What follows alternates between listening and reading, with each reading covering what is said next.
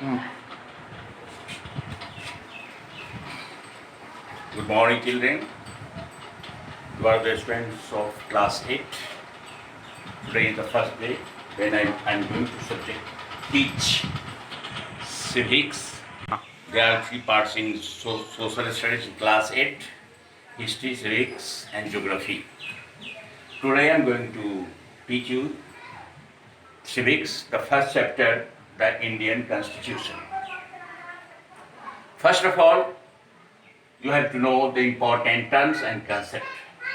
What are constitution, separation of powers, secularism, federalism, and sovereignty? First, what is constitution? The constitution is a written document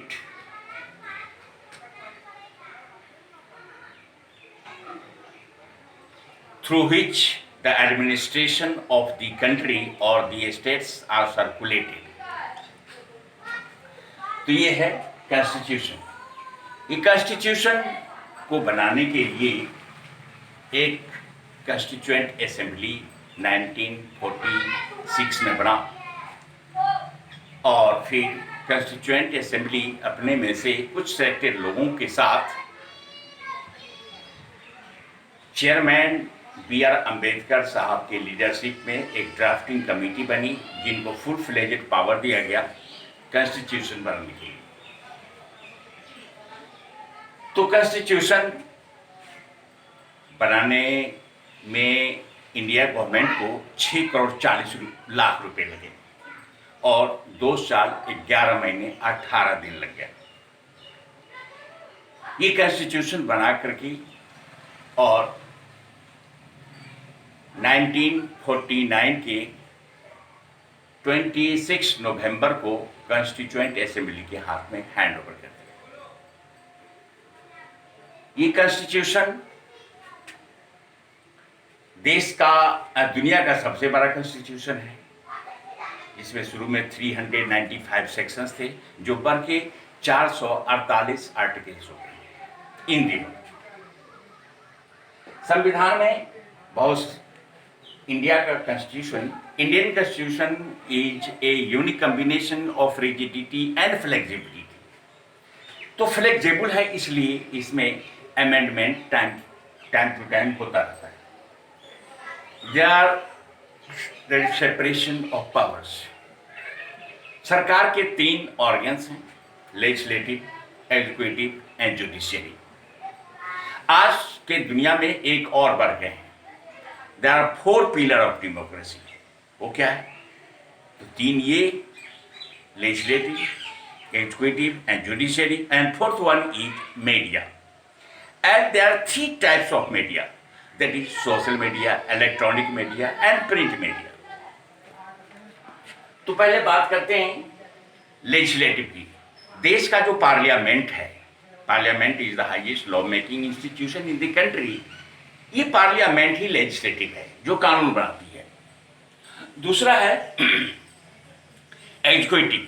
prime minister और उनके council of के सारे ministers एक साथ executive कहलाते हैं, जो देश का रियल गवर्नमेंट है। And judiciary, supreme court, high courts, high court के बाद नीचे के लेवल में district courts and sub divisional courts. ऊपर से नीचे तक जितने भी कोर्ट्स हैं सभी एक साथ जुडिशियरी कहलाते हैं।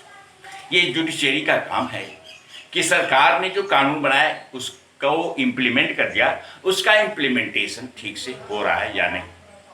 अगर नहीं तो फॉल्टी पर्सन्स को पकड़ के उसको पनिश करना, ये जुडिशियरी का काम है। ये सेकुलरिज्म क्या है?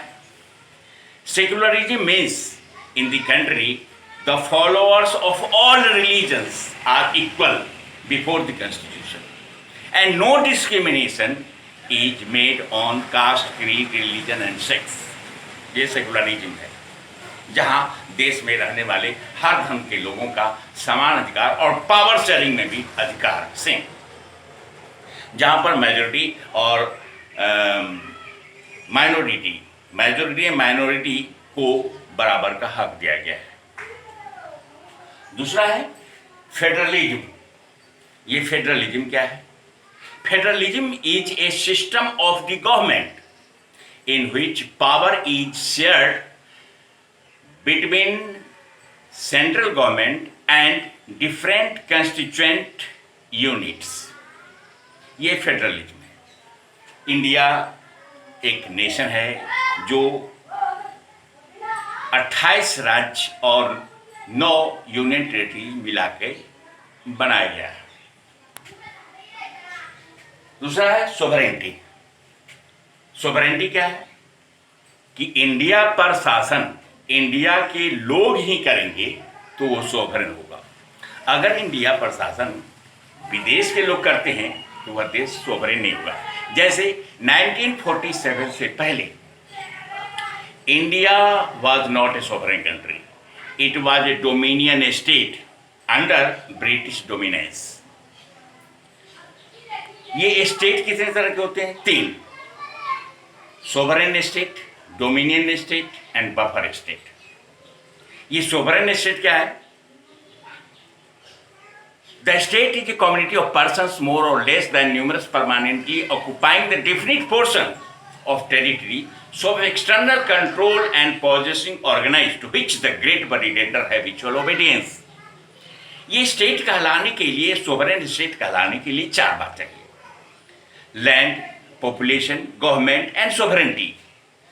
तो 1947 के पहले 3 थे, पॉपुलेशन भी था, टेरिटरी भी था, गवर्नमेंट भी थे, लेकिन सोवरेनिटी नहीं था, इसलिए India was not a sovereign state. And 1947 में जब इंडिपेंडेंस मिला उसके बाद India became a sovereign state. तो ये बफर स्टेट क्या है? जब 2 बड़े एम्पायर, 2 बड़े देश के बीच एक छोटा सा देश होता है तो उसको बफर स्टेट कहते हैं। जैसे इधर इंडिया बड़ा देश है, उधर चाइना बड़ा देश है, दोनों के बीच नेपाल, भूटान छोटे छोटे देश हैं, तो सभी बफर स्टेट्स कहलाते हैं। क्लियर? तो ये है, क्या मिनट का होगा?